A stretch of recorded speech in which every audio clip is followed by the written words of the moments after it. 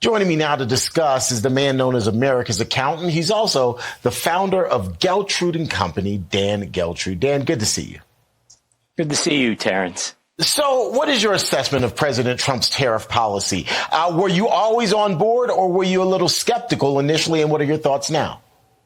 Well, I was skeptical, and I'll tell you why, is because when I looked at it and said, all right, we're going to put these taxes on products that are coming into the United States. So aren't the prices then going to rise, and Americans are going to feel more inflation? That was my first reaction. And I think that was what a lot of investors were thinking related to the near term. But let's really look at what happened here.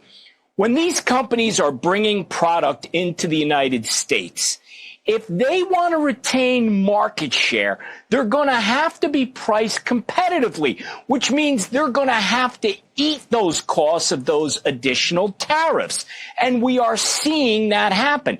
That's why we are not seeing the impact that many had anticipated on inflation. So in that regard, it's working. And by the way, that's also related to fuel costs coming down, which was part of President Trump's plan, right? Because if you bring down the cost of fuel, you are automatically going to bring down the price of products across the board, because everything moves from point A to point B, and it needs fuel. Those costs come down, prices should come down. So what we're seeing here is the net effect. Prices, for the most part, are remaining stable, and the federal government is now collecting those taxes, those tariffs, from these companies that are doing business from outside the United States. So it's working. And that last point you made, I think, is a critical point, because it puts more money back in our coffers that we can use to bring down this major debt that we've got, and hopefully even pay off some of the interest, or at least pay less interest. So when the CBO broke this down, the Congressional Budget Office, over a 10-year period, they said, look, we're going to actually reduce debt by $3.3 trillion. On top of that, there's going to be an interest savings of $700 billion. That's what gives us the $4 trillion savings over a 10-year period. Now, let's make no mistake. The national debt is an absolute threat to the security of the United States.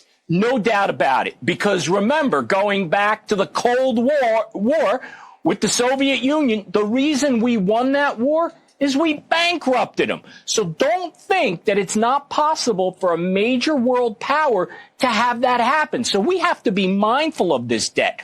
We're at $37 trillion and counting. That is a crazy amount of money that we owe. And we have to start reversing that trend if we want to be a solvent nation.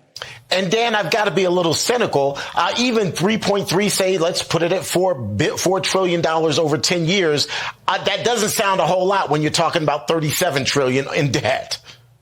Well, you're exactly right. And that's what we're saying. We have dug a very, very deep hole. So you have to ask the question, how did we get here in the first place? Because if you can figure that out, then you could start working against that problem.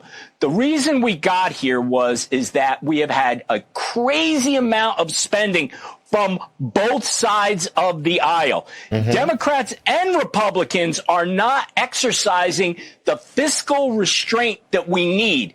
So you have to start somewhere. So we stop the bleeding, and then we start to make progress. So yes, $4 trillion compared to $37 trillion. All right, well, around 10% or so, but it's someplace to start to reverse this terrible trend. Dan, we'll have to leave the conversation there. Appreciate your time.